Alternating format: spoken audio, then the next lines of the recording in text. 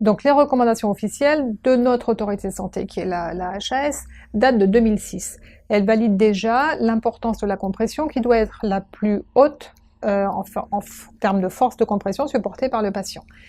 Jusqu'à présent, il n'y avait pas de recommandation majeure en disant quel type de compression. Il se trouve qu'il y a une étude récente, qui est une revue de la littérature, selon la méthode Cochrane, publiée en 2017, qui analyse 59 études autour de la compression dans l'ulcère veineux, et qui valide la supériorité incontestable des systèmes multi-types multicouches dans l'ulcère veineux par rapport à une compression classique de type notamment bas jarret ou bas cuisse.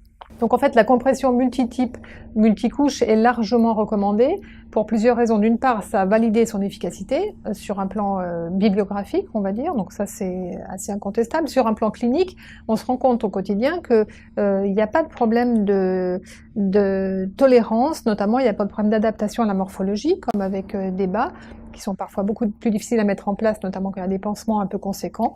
Donc meilleure tolérance égale meilleure observance, égale meilleure cicatrisation.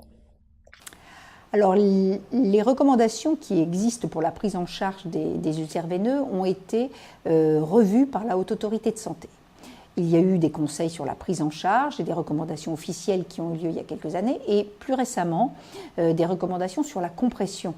C'est un peu compliqué parce que beaucoup de soignants, de médecins, ont fait leurs études avant ces recommandations.